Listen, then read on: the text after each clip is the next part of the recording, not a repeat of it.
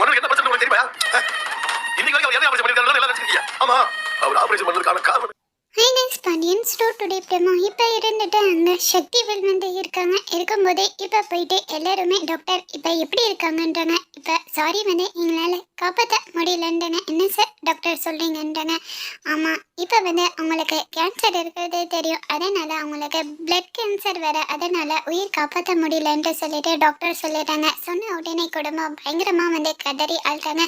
இப்போ சக்திவேல் இருந்துட்டு பாண்டியனை எல்லாருமே வந்து கூப்பிட்றாங்க. எனக்கு ஒரே ஒரு ஆசை, கடைசி ஆசையை வந்து நிரூபிச்சு விற்கிறியன்றாங்க. என்ன ஆசை சொல்லுங்கன்றாங்க.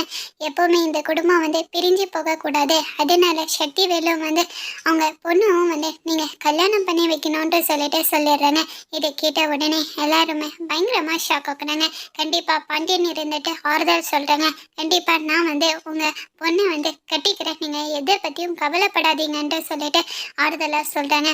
இப்போ டாக்டர் வராங்க. வந்த உடனே என்ன டாக்டர் இங்கே பாருங்கன்றாங்க.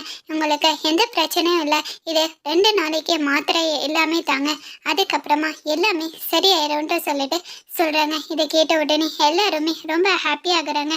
அதோட இந்த ப்ரோமோ முடிச்சிருக்காங்க.